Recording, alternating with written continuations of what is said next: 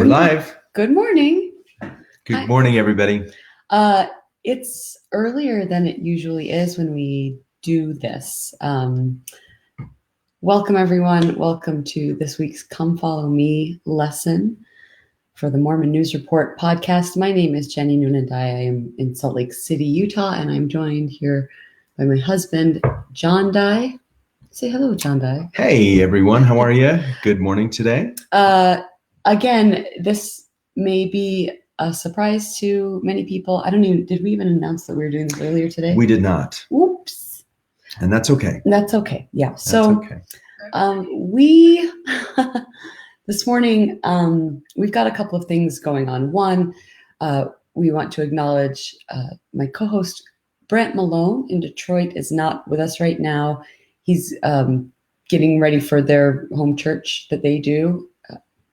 And hope things are going well there. We changed the time because we've got something going on here today at home, and that's why the different time today. Yeah, so the regularly scheduled 10 o'clock Utah time. Yeah, 12 noon Eastern. Yeah.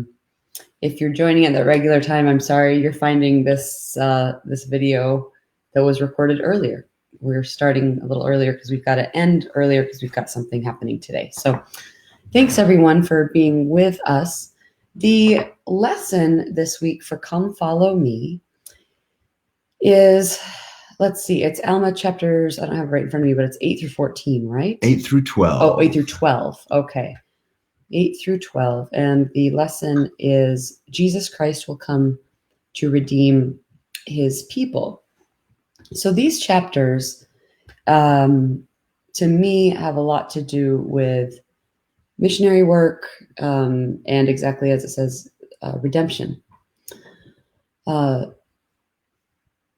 ahead. I was going to say, yeah, it's very interesting because, Alma is a very colorful figure, right? Alma the Younger. Went through a lot of struggle himself as he tried to find his own testimony young in life, and eventually was converted. An angel visited him. We'll see that angel come back this week in this week's lesson. Mm-hmm. It's also interesting because as he's dealing with the people of Ammonihah, where he finds his missionary companion, Amulek, those are individuals who I'd say mirror his early self. Very rebellious, definitely did not have testimonies. Not only did not have testimonies, did not believe at all in many of the things that were shared from a gospel perspective. So it's interesting to note, how Alma approaches that and some of the things that he does. Well, and I think that's actually, thank you for that, first of all. And before I forget, if you're joining us this morning, we'd love to know where you are watching from. Please go ahead and, drop a comment, tell us your name, I guess your name will come up with your comment, where you're watching from, and any thoughts or impressions you had this week for this study. John, you bring up a good point that the people that Alma ends up teaching could remind him of his younger self. And, I actually think that there's actually a gift in that. I think a lot of times, our missionaries who go out into the world through no fault of their own, they're young and in a lot of ways, in many aspects in life, kind of could be considered inexperienced. Sure. And I think a lot of times that can be cause for the people with whom they work, or the people that they find and teach. They may feel, what does this kid know? That they never dealt with addiction or had any of the problems that I've had. And while I'm not saying that those efforts of those missionaries are not appreciated or effective, there's also something to be said for people who have shared experiences and that it's a gift, that it's a blessing to be able to kind of connect that way. Yeah, I would say knowing my very naive 19-year-old self and jumping out into a culture, specifically in Taiwan, speaking a different language, there wasn't a lot that I had in common with a lot of the people we taught, if they were a little older. But I do think that not only can be something that helps, sometimes though, I think being quote unquote naive and having people see that opens up something, a connection that wouldn't be there otherwise. I think there's pros and cons on both sides for sure. Absolutely, because that was my next point, was that that being said, you don't need to relate, to connect, or I'm sorry, you don't need to have those shared experiences in order to connect. It's not a prerequisite Absolutely to connect or love or serve.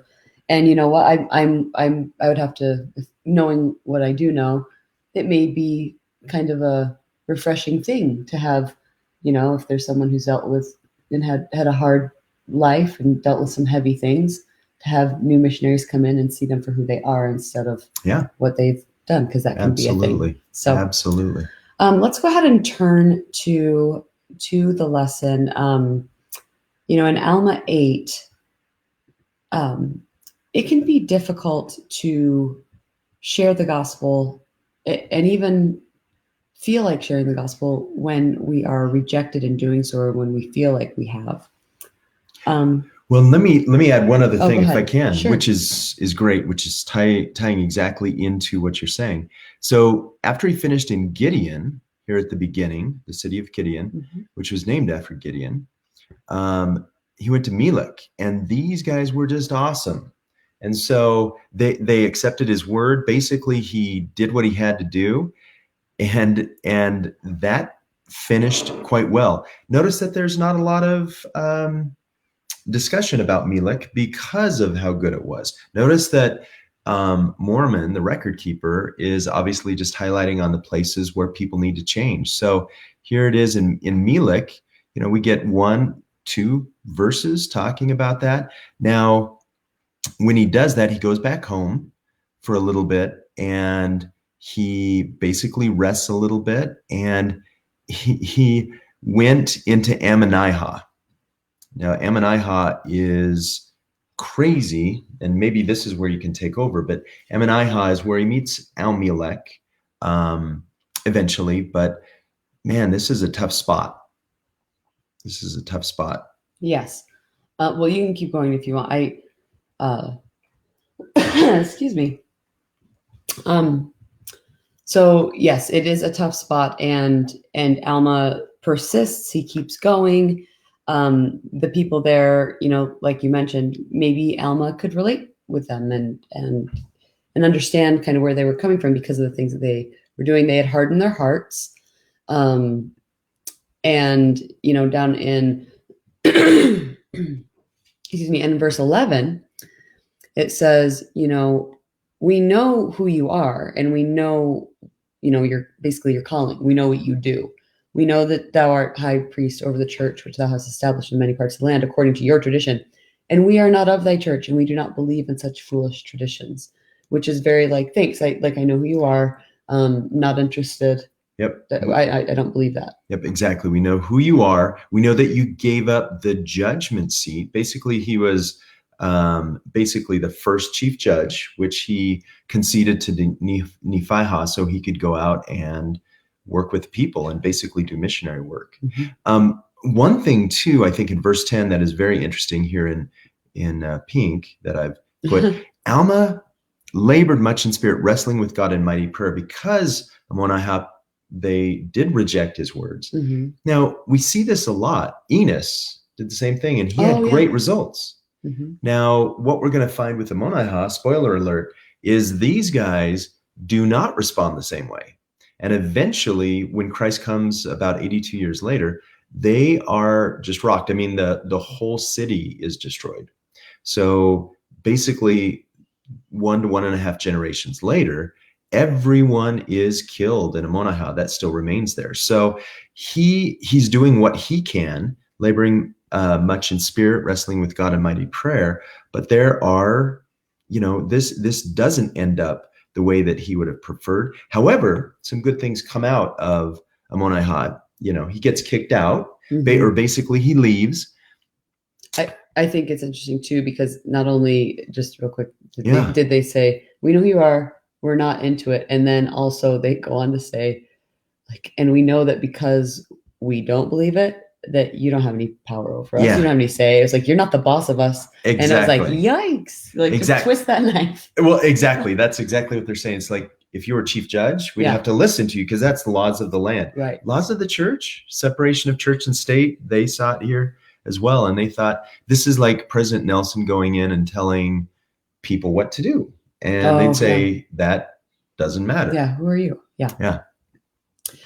Yeah, thank you for that. I didn't mean to cut you off. Do you want to, or is that all? Oh, well, it just, he withstood all that, but they spit upon him, caused that he should be cast out of their city. And I'm sure this wasn't a gentle push and nudge outside the city. This is like, get out, stay out. Mm-hmm. This is probably like Samuel the Lamanite, in 3rd Nephi, as we get toward there, as we talk more about him. This is like, get out and stay out. Mm-hmm. And so he takes off. He was weighed down with sorrow. He had just a lot. He was going through, I don't think we can underestimate or overestimate maybe what he was going through, but he was weighed down with sorrow. And guess what?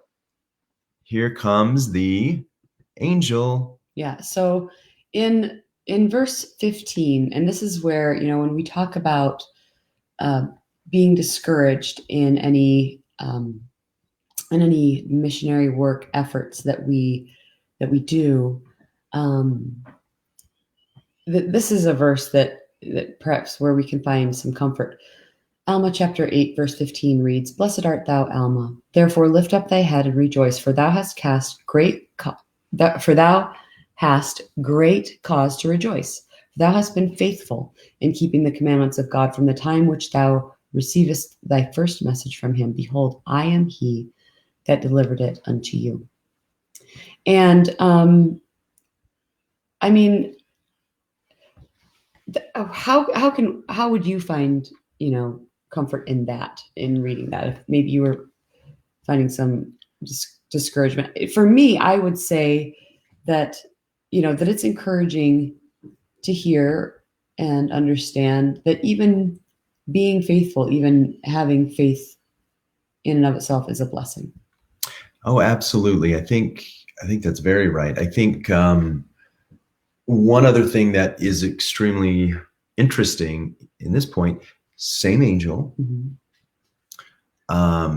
The angel first came to Alma and the sons of Mosiah when he told them, you've got to change, you've got to pivot, you've got to do things differently. Yeah. He comes again this time. Even I would say that first time it was meant to encourage. I mean, it was literally kind of fire and brimstone encourage, right? Change and this time he's coming back and he's saying, you still need to change. You need to go back. And what Alma did not do is say, man, I tried. This is the Nephi 3:7 type verse. I'll go and do what I'm commanded. He didn't say, gosh, I tried and it just didn't work. Didn't work out for me. Can't you send somebody else? Isn't there somebody else that's either there? Because we find out Amulek is there. Isn't there somebody else that you could take to that city and have them do what needs to be done? He didn't do that. He was like, and I believe it says, and we'll go back to the scripture, he straightway went back to the city. He didn't take any time to rest. I mean, these guys just were spitting on him, again, helping him exit the city in a not kind way, I'm sure.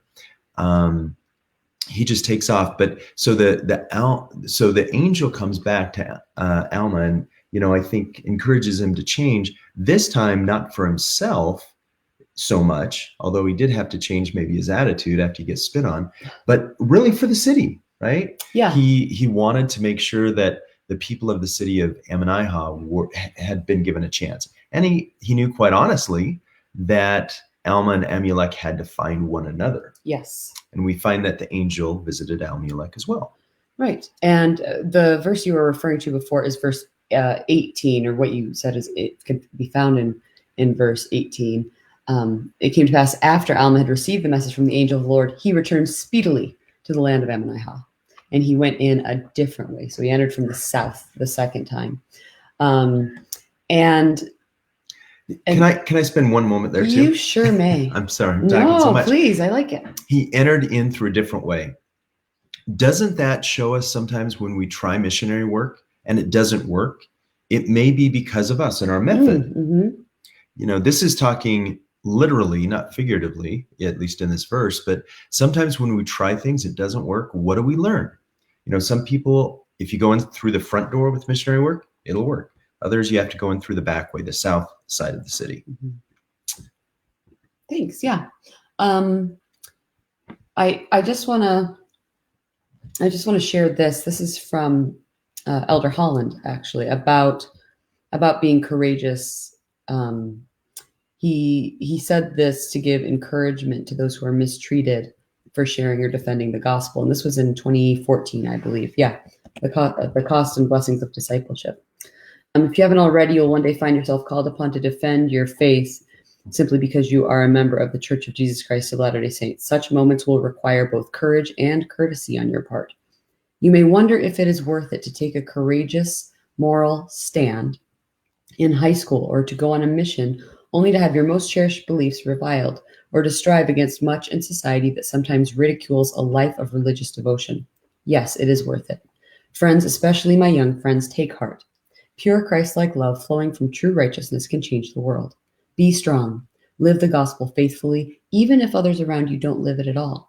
Defend your beliefs with courtesy and with compassion, but defend them. And I love that line. I remember when he said that. Yeah. And it was just a very uplifting, direct, and encouraging way to go. Defend your beliefs with courtesy and compassion, but defend them.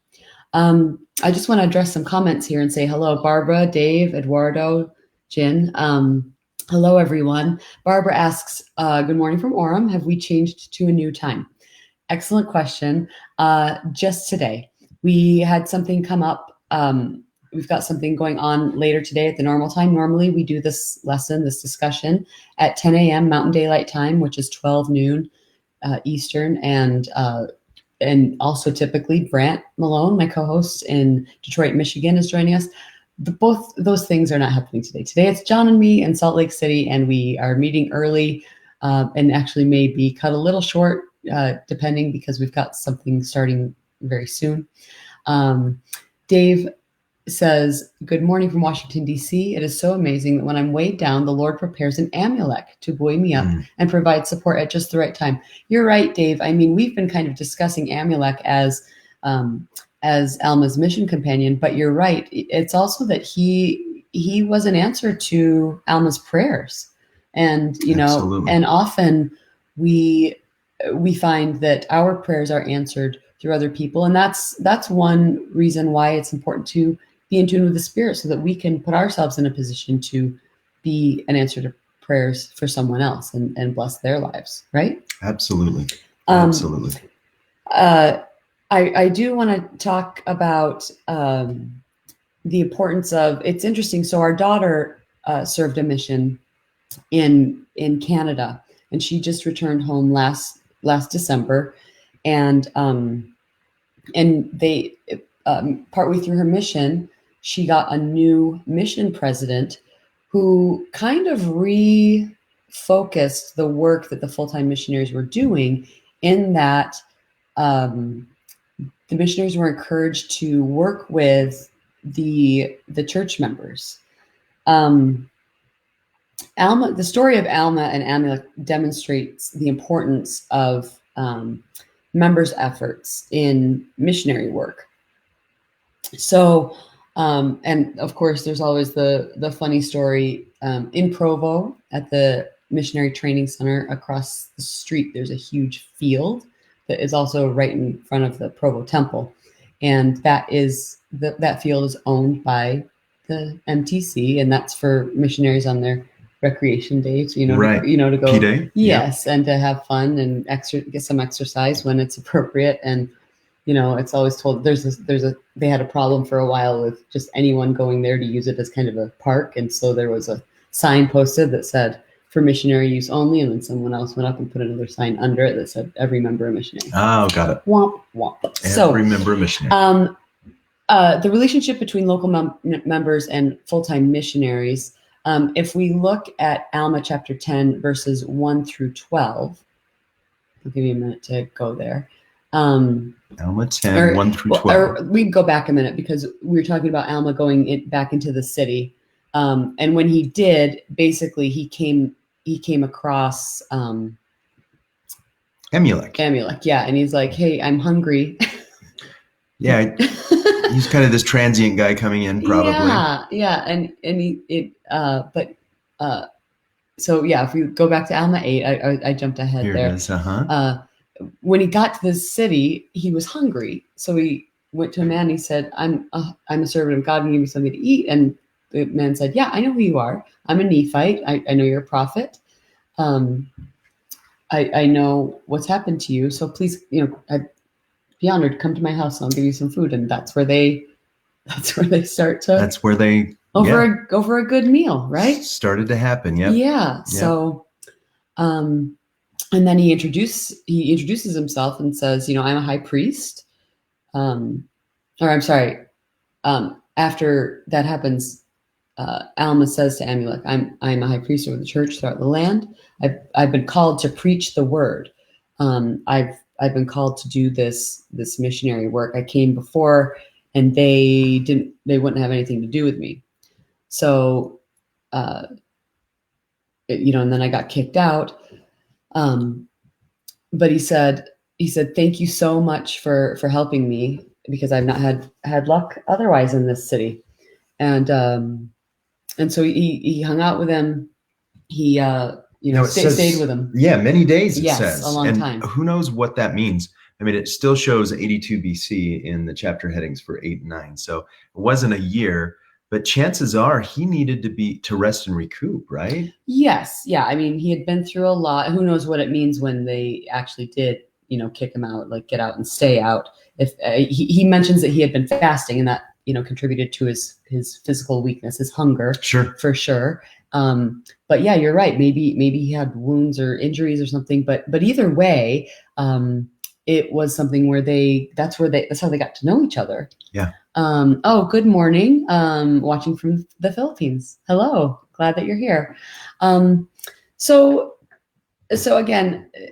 then they again, back to the importance of the full-time missionaries working with the members. If you go to Alma 10, verses 1 through 12, excuse me, this is when Amulek preaches to the people. And, in verse 1 in verse 2 and 3, he kind of gives his genealogy, which we see frequently in the scriptures. I think it's sure. To establish who you are. Like, just whether it's, if people don't know, or like, who is this guy, yeah, kind of identifying yourself with authority, or make sure people know who you are. Yep. And also says that in 4, I'm also a man of no small reputation among all those who know me. It's like, don't you know who I am? This is a total don't you know who I am. And behold, I have many kindreds and friends, and also have acquired much riches by the hand of my industry. Okie doke. But then in 5, he says, nevertheless, after all this, I never have known much of the ways of the Lord and his mysteries and marvelous power. I said I never had known much of these things, but behold, I mistake, for I have seen much of his mysteries and his marvelous power, yea, even in the preservation of the lives of this people. Nevertheless, I did harden my heart, for I was called many times, and I would not hear. Therefore, I knew concerning these things, yet I would not know. Therefore, I went on rebelling against God in the wickedness of my heart, even until the 4th day of this 7th month, which is in the 10th year of the reign of the judges. As I was journeying to see... What day is that, by the way? I'm sorry, the 4th of July. The 4th of July. Probably not the same calendar, but that's an excellent point. This predates the founding of the United States of America, though. But that's incredible. Very good. As I was journeying to see a very near kindred, behold, an angel of the Lord appeared unto me and said, Amulek, return to thine own house, for thou shalt feed a prophet of the Lord, yea, a holy man who is chosen of God, for he has fasted many days because of the sins of this people, and he is an hungered. And thou shalt receive him into thy house and feed him, and he shall bless thee. and thy house, and the blessing of the Lord shall rest upon thee and thy house. And it came to pass that I obeyed the voice of the angel and returned towards my house. And then in verse 9, and the angel said unto me, he's a holy man. So he what he does is he goes to his people. He says, listen, I do not have a religious background. And there were many times in my life when I was like, or throughout my whole life, I was like, no, I'm not a man of God. But let me tell you about this experience I had. And then in verse 12, and now when Amulek had spoken these words to the people began to be astonished, seeing there was more than one witness who testified of the things whereof they were accused, and also of the things which were to come, according to the spirit of the prophecy which was in them. So essentially, we see here, like they hear the message from somebody who's like, look, I'm not from the outside. I'm one of you. Yep. So, and that's yeah. That, and I think that added not only the personalization that they needed. It's like, this guy, they probably knew him because he had grown up there. He was a man of business. He goes through his genealogy, like you said. Right. I think that's important because it's like, hey, this is who I am. And I'm not one that's easy to be duped, right? I'm a man of not small reputation here. And, that I remember on my mission, this is when I wrote, specifically when Alma testifies first to the people, Amulek comes up behind in some of these verses that we're reading. And he talks specifically about what Alma did and reinforces that. And that's why we learn the true power of multiple witnesses. Right. Right? Alma, yeah, we know you were the chief judge, and we know you gave that up to become, to be the person over the church. And with that, you are who you are. Well, Amulek, you're one of us. That's important. So how are we doing time-wise? I know you have to go soon. I've actually got to step away. Do you want to wrap it up, or? Maybe I will. Okay. Maybe I will.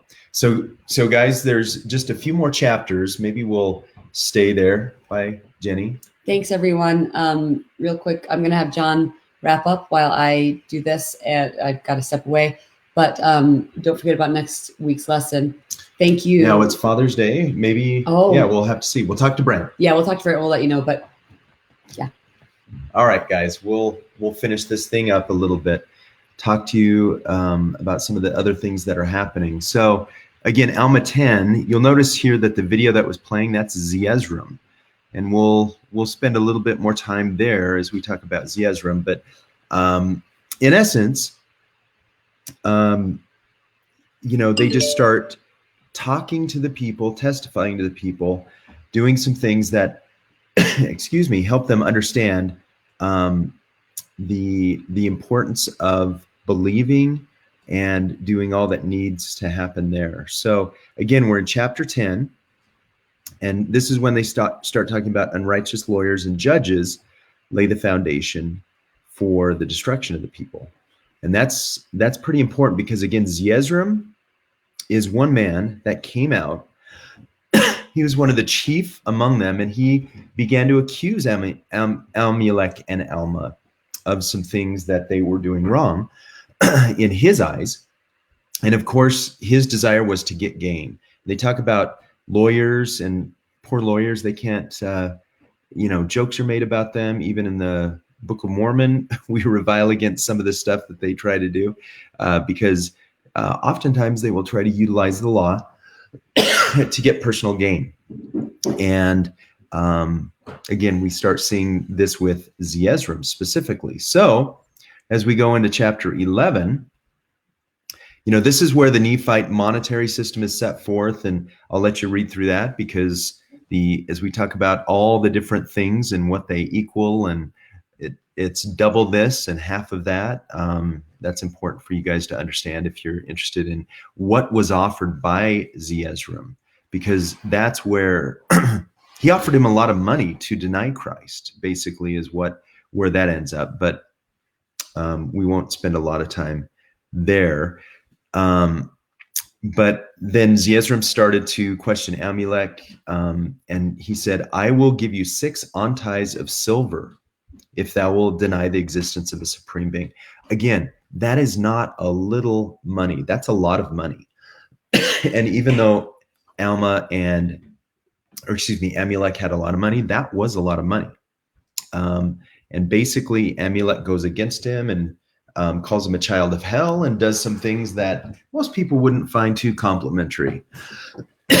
But from there, just as we try to finish up, we'll talk more about Zeezrom, because he becomes a person that eventually becomes a strong proponent of the church. And what really changes him, we'll read here in the chapter heading of chapter 12, is the Alma and Amulek walk through the plan of salvation, and they testify of it. And they talk about men being judged by their thoughts, beliefs, words, and works. They talk about spiritual death and all of these things. And this really changes Zeezrom. He starts to think, oh my goodness, what have I done? And when that is done, that really causes him to think through some of the things. And actually, he basically goes into a coma or a stupor, very similar, I would think, to what, Alma, when he first was visited by the angel, what happened to him. And he became a believer. Now, after he became a believer, he was not only a believer, but a strong proponent of the church, and multiple times helped Alma and Amulek in multiple different ways with all that they had. So anyway, a great story, and we'll continue this next time we meet as we talk about Zeezrom and about the importance of all that Alma and Amulek and Zeezrom were doing. So again, thank you all for joining us today. Great lesson. These chapters have a lot of good doctrine, a lot of good teachings that we all can learn from. So wishing you all the best and signing out until we meet again. Thank you so much.